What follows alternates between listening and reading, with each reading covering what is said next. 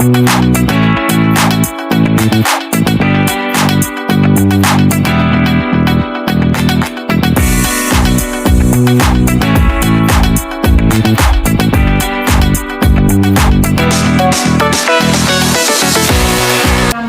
warahmatullahi wabarakatuh. Dalam rangka memenuhi tugas LK 1.2 eksplorasi penyebab masalah yang kemarin saya lakukan sebagai persyaratan dari tugas PPG dalam jabatan Angkatan 3 tahun 2023 LPTK. Berikut ini wawancara dengan guru di sekolah SD Negeri Pondok 3. Sebelumnya memperkenalkan dulu Bu, namanya. Nama saya Dia Anggraini Ratnasari. Saya mengampu guru kelas 6 di SD Pondok 3. Terima kasih. Itu ya Bapak Ibu perkenalannya. Kemudian Bu Ratna, saya kemarin sudah mengidentifikasi masalah. Ada 6 masalah yang saya identifikasikan. Di antaranya yang pertama adalah berkaitan dengan literasi siswa. Yang saya amati di kelas saya itu minat peserta didik dalam melakukan kegiatan literasi ini masih kurang. Kira-kira menurut Ibu penyebabnya apa, kemudian solusinya bagaimana? Ya, saya akan menjelaskan penyebab maupun solusinya menurut pendapat saya. Ya. Untuk yang penyebabnya, kemungkinan yang pertama, mungkin peserta didik belum memiliki inisiatif untuk mencari bahan bacaan yang dibutuhkan. Kemudian yang kedua, program literasi sekolah belum maksimal. Kemudian yang ketiga, buku yang disediakan di sekolah mungkin masih kurang menarik bagi siswa. Kemudian yang berikutnya, pengaruh menonton televisi dan penggunaan handphone untuk game itu lebih menarik mungkin dibandingkan membaca. Terus solusinya berikut menghadapi siswa yang terlalu banyak bermain handphone atau menonton televisi, bagi guru apa? Mungkin televisi dan handphone itu kan ada pengaruh negatif dan pengaruh positifnya. Tadi kan penyebabnya pengaruh negatifnya ya. Sebenarnya kita sebagai guru itu bisa membuat televisi dan handphone itu sebagai pengaruh positif, mempunyai pengaruh positif bagi siswa. Misalkan kita memberikan tugas tentang mapel tertentu, tapi dengan siswa menonton televisi atau menggunakan handphone itu untuk menyelesaikan tugas-tugasnya. Terus supaya minat siswa terhadap literasi di kelas itu meningkat, untuk meningkat, kita kerjasama dengan orang tua. Jadi guru dan orang tua bekerjasama untuk meningkatkan minat baca siswa baik di rumah maupun di sekolah. Kemudian kita memberikan fasilitas pembelajaran yang menarik bagi siswa dengan menggunakan metode-metode pembelajaran yang sesuai yang lebih menarik bagi siswa, karena memang siswa sekarang itu lebih cenderung tidak senang untuk kalau memahami semuanya itu membaca yang itu, dan akhirnya kita memberikan inovasi pembelajaran yang menarik lah, intinya seperti itu. Pertanyaan yang kedua berkaitan dengan numerasi. Di kelas saya itu banyak siswa yang menganggap bahwa pelajaran matematika itu pelajaran yang tidak menyenangkan bagi siswa. Kira-kira supaya anak tersebut tertarik dengan pelajaran yang saya ajarkan itu bagaimana, serta solusinya juga bagaimana, penyebab dan solusinya. Mungkin penyebabnya yang awal itu sekarang dulu waktu saya kuliah juga sudah pernah mengadakan penelitian juga. Matematika itu dianggap pelajaran yang paling sulit dari siswa.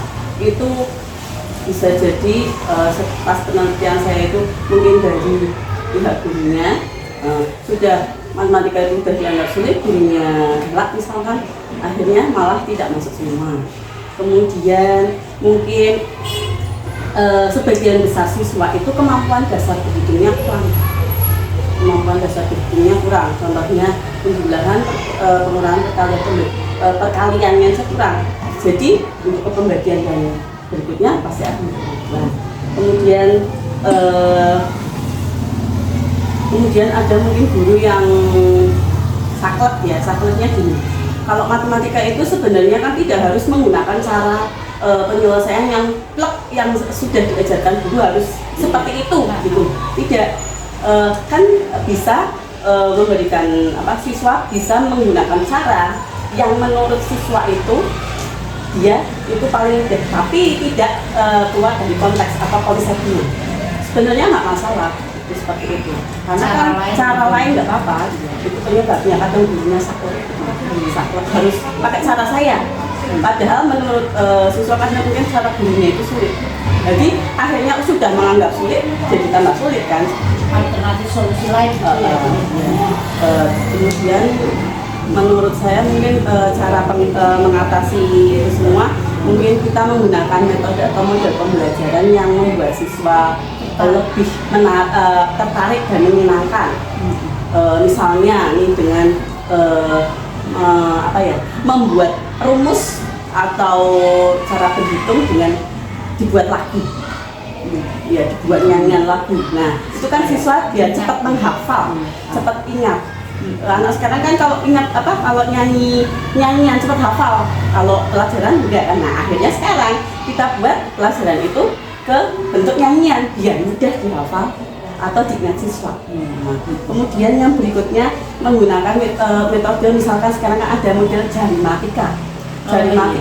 Itu kayak perkalian kan bisa siswa menghafal kok agak sulit, oke pakai jarimatika. Jarimatika kan pakainya perkaliannya cuma dasar, ini yang dasar 2 kali itu kan, jadi mungkin lebih mudah. Mungkin solusinya seperti itu. Kemudian kita pokoknya menggunakan model-model pembelajaran yang menarik siswa. Insya Allah bisa. Iya, Bu Ratna. Pertanyaan yang ketiga, masalah terkait lainnya yang menjadi tugas guru. Ini mungkin berdasarkan pengalaman guru di kelas ya. Peserta didik pada saat saya beri materi, pada saat pembelajaran, banyak anak yang tidak banyak sih, hanya sebagian siswa yang kadang-kadang gaduh di kelas, kemudian mengganggu siswa yang lainnya, aktivitas belajar anak dan lain sebagainya seperti itu. Kira-kira penyebab anak gaduh di dalam kelas itu apa ya, dari hasil observasi saya, terus solusinya bagi saya apa? Kalau penyebab kegaduhan itu sebenarnya mungkin salah satunya mungkin kan yang buat gaduh itu memang siswa-siswa tertentu kan, tidak semuanya. Itu kemungkinan itu ada siswa yang mungkin ada masalah keluarga atau kurang perhatian di rumah, kurang perhatian orang tua di rumah, akhirnya ingin memperoleh perhatian lebih dari gurunya atau teman-temannya gitu. Nah itu biasanya seperti itu. Misalnya setelah saya analisis itu seringnya seperti itu, jadi pengen memperoleh perhatian khusus dari gurunya, sedangkan kadang di rumah itu dia manutan sama orang tua itu. Nah akhirnya memendam itu kan, di sekolah diluapkan. Jadi sekarang banyak anak yang playing victim seperti itu. Itu mungkin ya kita tidak bisa menyalahkan anak juga, karena kan memang itu kadang masalah keluarga ya, atau orang tuanya kurang perhatiannya mungkin karena besar atau gimana, itu banyak hal sebenarnya, atau di rumah dibebaskan aja makanya kembali situ. Akhirnya pelampiasannya di sekolah. Berarti solusinya guru harus lebih perhatian sama anak kayak gitu ya? Iya. Intinya kita tetap memberikan perhatian lebih ke anak, walaupun kan kita segitu banyak anak nggak mungkin satu persatu, tapi kita memberikan perhatiannya misal nih dengan memberikan ribet ke anak. Misal, oh kita memberikan pertanyaan, siapa yang mau jawab, nanti kita kasih ribet, kan anak semangat dulu jawab. Kemudian berikutnya memberikan materi atau metode pembelajaran yang kreatif, inovatif, jadi anak itu lebih semangat untuk belajarnya, lebih tertarik untuk belajar. Kemudian menerapkan gaya mengajar yang santai, sersan, serius tapi santai. Jadi tidak terlalu sepaneng. Kalau sepaneng nanti malah nggak masuk semua kan. Akhirnya sersan, kan serius, santai, guyon. Jadinya membaur ke anak. Tapi jangan terlalu santai. Soalnya anak sekarang kalau terlalu santai, akhirnya menganggap gurunya teman malah bahaya lagi. Jadi ada kita juga bisa memilah-milah ya, antara mana yang pada waktu pembelajaran dan pada waktu kita bersantai. Terima kasih Bu Ratna. Untuk pertanyaan keempat, Bu Ratna, permasalahannya adalah kepedulian guru terhadap siswa itu kurang. Mungkin di kelas ada anak yang terjadi perselisihan antara siswa yang lain. Kemudian dia mengadu kepada guru tersebut, tapi guru kurang merespon, tidak menanggapi permasalahan dari peserta didik tersebut. Kira-kira penyebabnya apa dan solusinya bagaimana supaya guru ada perhatian kepada peserta didik? Sebenarnya guru sebenarnya nggak boleh seperti itu. Guru mungkin itu penyebabnya bisa jadi karena gurunya terlalu fokus dulu mau menjelaskan ke siswa, dia terlalu fokus, akhirnya menganggap siswanya semuanya manut, semuanya sama. Padahal kan sebenarnya di kelas itu banyak sekali model, maksudnya anak-anaknya berbeda-beda kan, karakternya berbeda-beda, harusnya tetap bisa memahami itu. Jadi nggak boleh terlalu fokus ke kita pokoknya intinya kita harus menguasai materi itu. Intinya kalau sudah menguasai materi otomatis siswa kan ya kita harus bisa dengan siswa. Kalau siswa ada yang misalnya ini gini itu kan memang anak siswa SD memang seperti itu kan. Nah kita harus menanggapinya. Kalau anak waduh seperti itu kok tidak ditanggapi, itu pasti anak aku kok tak diperhatikan. Tetap ditanggapi, gimana caranya kita tanggapi dengan baik-baik, terus menasehati anak yang membuat anak tersebut kenapa atau apa. Nah terus disuruh minta maaf di situ. Jadi kita sekalian menanamkan ke siswa tersebut kita tidak, agar kita mudah untuk minta maaf. Jadi tidak usah nunggu kita salah baru minta maaf, enggak. Itu kan menanamkan secara tidak langsung, kita juga langsung menerapkan. Siswa kan langsung menerapkan itu pelajaran juga. Jadi memang nggak boleh seperti itu. Akhirnya itu kan bisa ngedownkan siswa kan, hanya itu nggak diperhatikan. Kok nggak karena akhirnya siswanya mau apa-apa dulu sultan kayak gitu. Akhirnya nanti bisa jadi itu membuat bumerang bagi siswa tersebut. Akhirnya aku kok merasa aku dingin terus karo konsoku ya, terus nanti gurunya kok dingin aja ya, akhirnya dia bisa nanti nggak berangkat karena seperti itu bisa jadi penyebab bumerang juga begitu. Solusinya berarti siswanya itu tadi tetap ditanggapi, diperhatikan, ditanggapi gimana, terus disuruh minta maaf kalau memang ada yang salah di situ. Kemudian nanti ditingkatkan tingkat fokusnya anak-anak juga di pelajaran, terus membuat kondisi kelas lebih kondusif. Misalnya dengan membuat splitting apa biar tidak tegang lagi kan. Biasanya kalau kayak gitu ada yang kayak gitu kan, terus itu dibuat tenang kelasnya. Pertanyaan berikutnya yaitu pertanyaan kelima, identifikasi masalahnya adalah peserta didik masih belum terbiasa dengan soal atau materi yang bagus, baik order thinking skill, sehingga pada waktu pembelajaran siswa kurang fokus dan guru hanya mendalami atau mengajarkan kepada peserta didik tidak dengan level. Kira-kira penyebabnya apa dan solusinya bagi guru dan siswa? Sebenarnya mungkin penyebabnya kan kembali lagi ya Bu. Kalau soal hoax itu kan kebanyakan ada soal ceritanya. Nah, sekarang itu literasinya kan kurang. Ya kan, literasi kurang itu penyebabnya. Kemudian karena literasi kurang, akhirnya apa? Kesulitan dalam menganalisis soal. Kan nggak mau baca, otomatis kan analisis nggak bisa. Kemudian mungkin kurang memahami materi, kurang memahami materi. Itu penyebabnya mungkin itu. Terus mungkin konsentrasinya juga kurang. Iya. Terus untuk solusinya mungkin kita lebih apa ya, memberikan materinya biar lebih jelas. Itu otomatis apa namanya, memberikan materinya itu biar anak itu termotivasi untuk mempelajari atau semangat ya, lebih semangat untuk mempelajarinya. Itu gimana caranya kita memberikan inovasi pembelajaran yang lebih menarik bagi siswa. Kemudian kita sering memberikan latihan-latihan soal bot. Kemudian metode pembelajarannya itu biar anak itu terbiasa untuk memahami soal-soal bot itu. Berarti metodenya terus kayak model drill mungkin ada bisa jadi. Kemudian meningkatkan literasi siswa.